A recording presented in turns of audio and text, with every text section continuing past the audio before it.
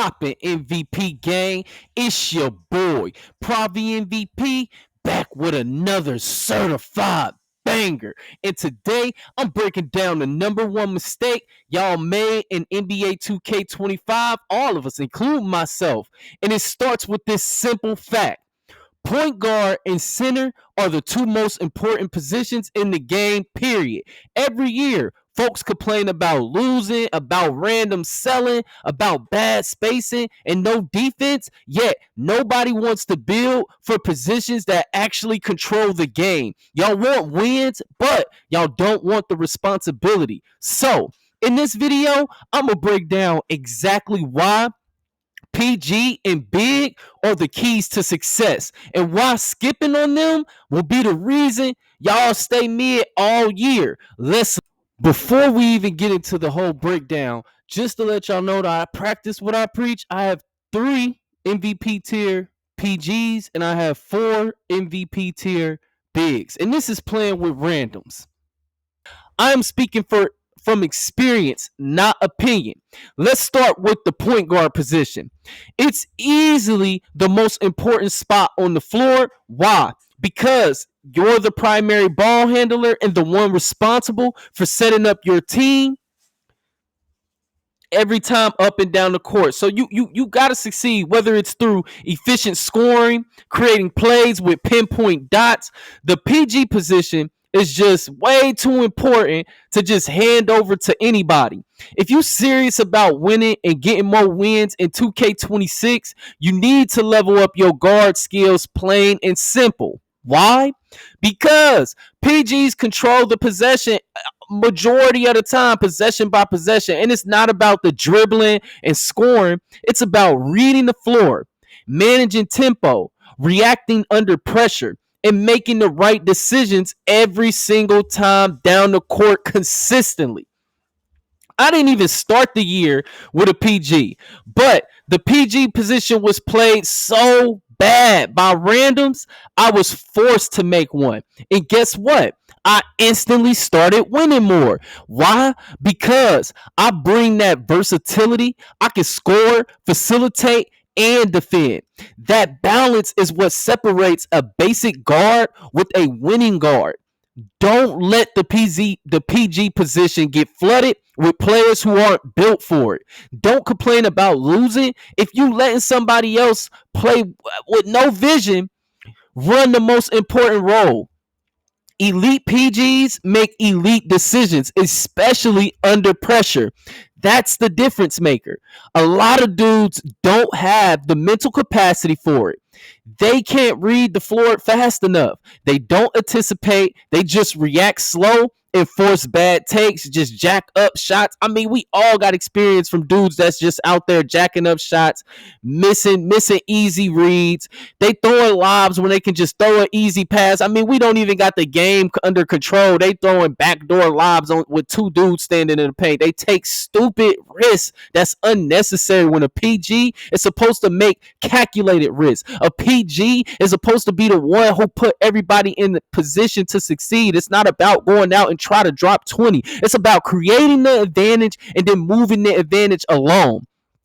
On the flip side, a high IQ guard can see plays before they develop and keep their squad 3 steps ahead.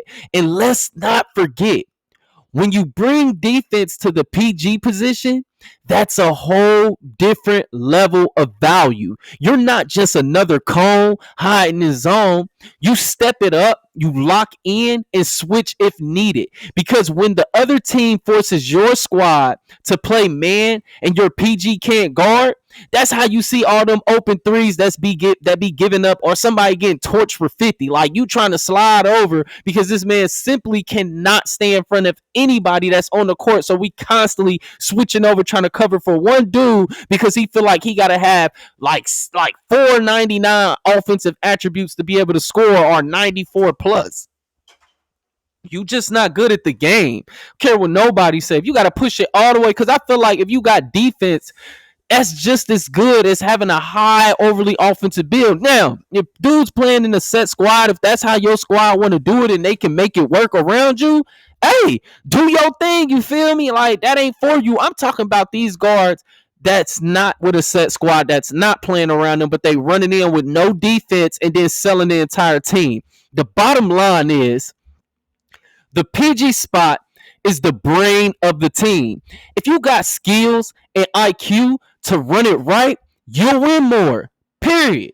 Now, the big man, one of my favorite positions to play because its impact is just as important as the PG. Either one being great rises the ceiling, vice versa. The big man is the backbone of the team. If your big man is weak, then the paint is sweet. Like I'm just telling you, like it's just dudes gonna be treating you like it's just a layup line. They're gonna be throwing lives. They're gonna be doing standing dunks. They're gonna be abusing meter dunks. Like to me, it's one of my favorite positions to play in 2K because it's easily one of the most impactful positions on the court. Like a lot of people sleep on it because it's not flashy like the guard play. But the truth is, the center is just as important as the point guard. I'm trying to tell you, like, because when either one of them is great, you can tell the difference. A dominant big makes the life easier for the guard, and a dominant guard elevates the big. The synergy, they gonna just simply win games. Let's get one thing clear. This is just I'm gonna say it again.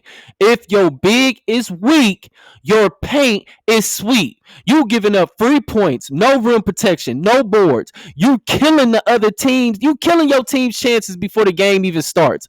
But when you bring versatility to the center position, you don't just fill a role, you rise the floor of the entire team. Because an elite big brings elite rebounding. They limit the second chances for the other team, control possessions, create fast breaks opportunities, interior defense. You be the last line of defense. You protect the rim, contest drives, block shots without fouling.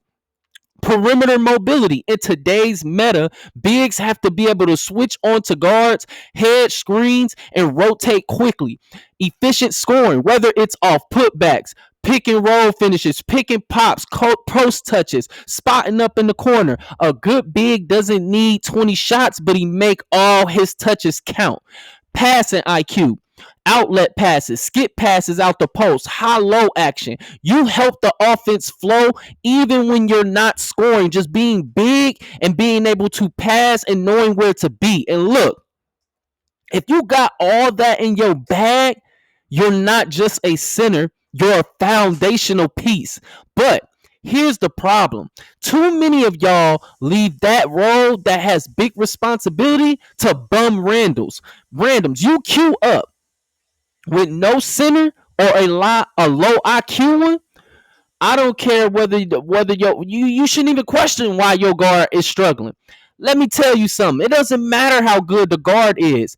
If you can't secure a rebound, you're losing that game. It's just as simple as that because the other team is getting 2 to 3 shots per possession.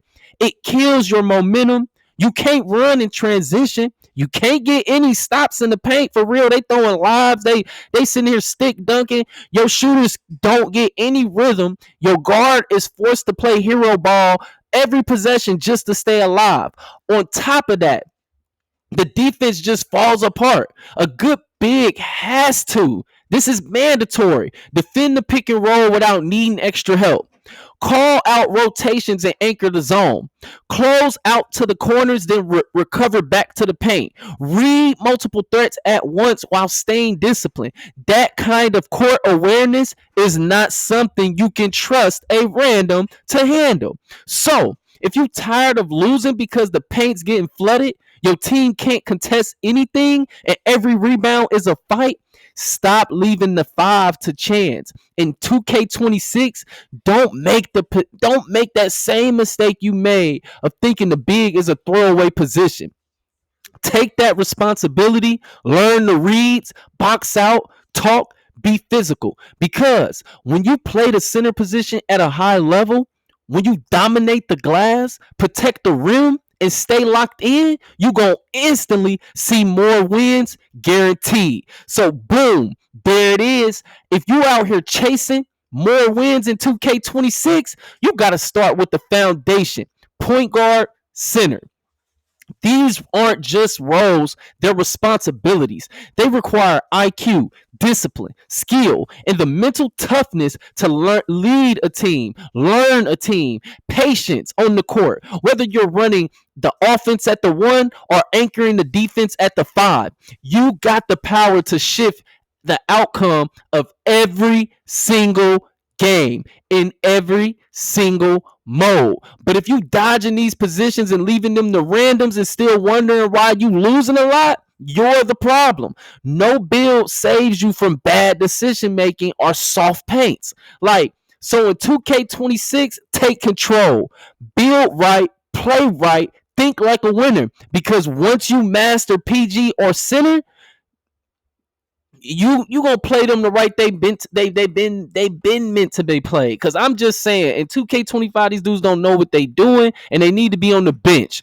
Yo, if you learn something or if you're ready to stop whining and start winning, go ahead, smash that like button, sub to the channel, and drop a comment telling me what position you locking in for 2K26. This your boy, Pravi MVP. Play smart, play real, and always remember, real MVPs don't duck pressure, they dominate it. Blessings to the Most High. Peace. Hey, Skylight. Hey.